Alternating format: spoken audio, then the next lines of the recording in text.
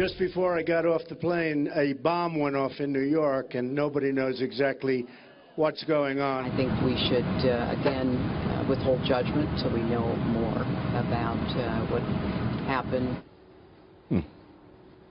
Well, on the campaign trail, quick and differing reactions from the candidates to the New York City explosion. So what does it say about their leadership style? Here to weigh in is managing editor of the Washington Free Beacon, Erin McLean, and Democratic Ohio State Senator Capri Cafaro. Nice to see both of you this morning. Absolutely. Thank you. Good morning. All right, Capri, look at that. Hashtag was trending this morning, overnight.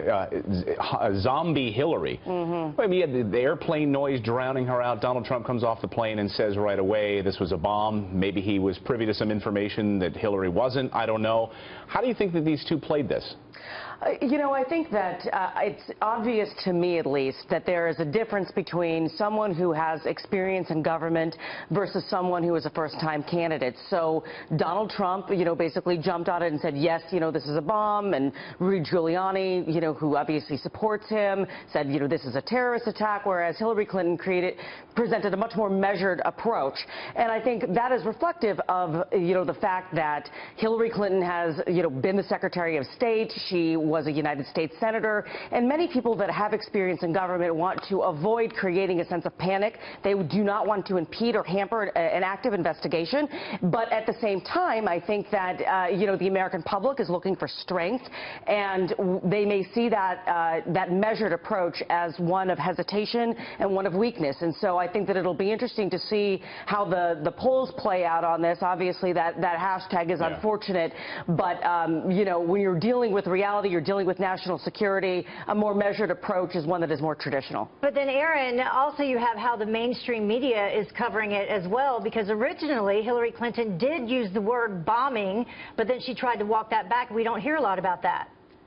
She sure did. Look, I think if strategists or folks in Clinton world think that they're going to transform this into a hit on Donald Trump for calling a bombing a few minutes before that fact was actually confirmed by police, I think they're making a serious mistake.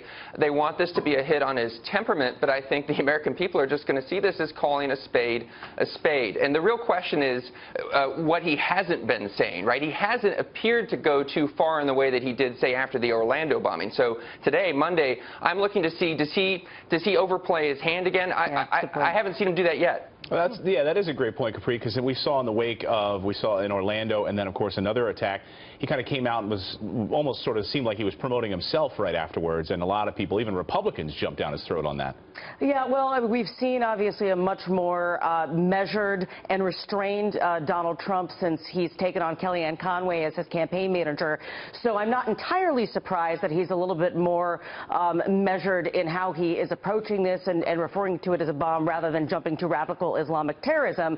But, you know, again, I think we really need to wait and see what happens as far as an unfolding investigation on what this really is about. And it's a scary time. You know, we just saw the thing about Elizabeth, New Jersey, and I think America, 50 days out from an election, is going to look to somebody who's a leader in national security. Yeah, and we have some new polls that have just been released by Fox News, and we can take a look at possibly what they mean moving into the debate that's coming up. The opinion of the presidential candidates up first: Clinton 45%, Trump 44% when it comes to favorable, unfavorable.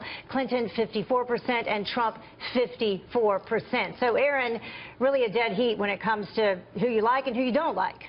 It sure is. And, you know, one of the interesting things about this poll is a lot of the negative aspects for both candidates cancel each other out in terms of trustworthiness and in terms of whether they're in it for themselves or in it for the country. But there are some significant differences. Clinton is definitely above water, rightly or wrongly, on competence and qualification. Trump is definitely above water, again, rightly or wrongly, on a change agent. For these terror attacks that are going on this weekend, the Clinton camp clearly wants to emphasize the competence aspect. But I'm not sure, you know, if the American people look at New York, look at Minnesota, and they see these terror attacks, what do you want? Do you want a steady, unemotional hand at the tiller, or do you want somebody who's going to change it, who's going to fundamentally alter the situation? So again, I don't see this necessarily playing against Trump. Capri, how do Hillary and Donald play this at the debate a week away? You know, I think that at this point, this shows how confused and conflicted, frankly, the American electorate is. They want, on one hand, they want experience. On the other hand, they want to change the direction of the nation.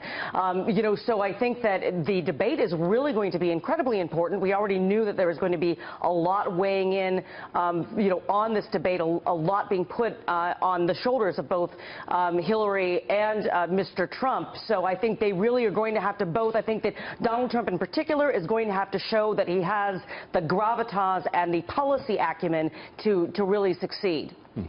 All right, Capri and Aaron, we appreciate you joining us bright and early this morning. Thanks so much. Thank you. Thank you.